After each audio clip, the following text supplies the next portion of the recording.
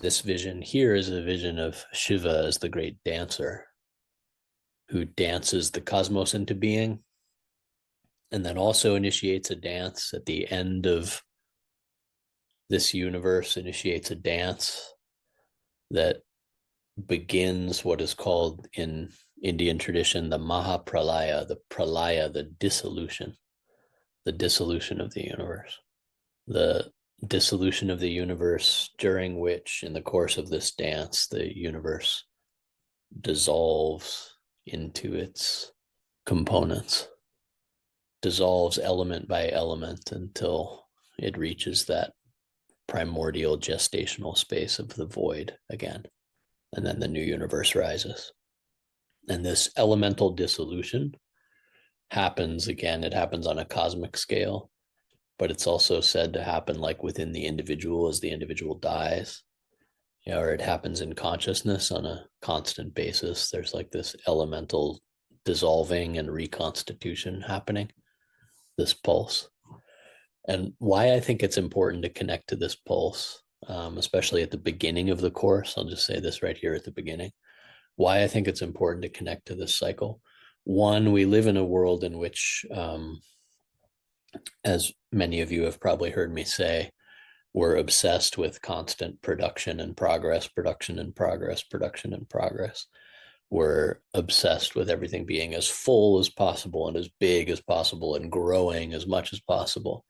But that's not how the cycle of nature works. The cycle of nature works in cycles of shedding and letting go and dissolving.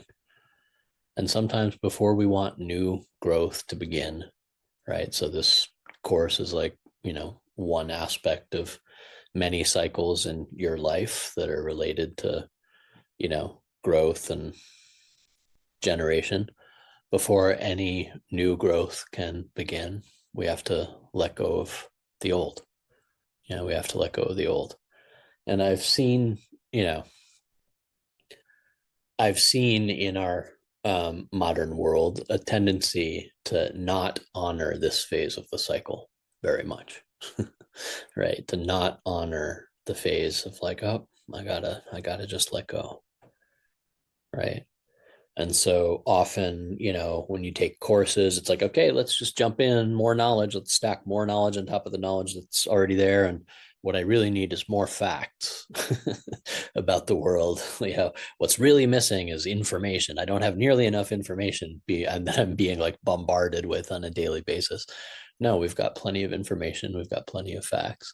What we need in order for something new to begin is, first of all, an ability to simply tip the cup over and shed and let go, and create in ourselves through practice a vessel, which we'll talk about much later in the course, that can receive something new.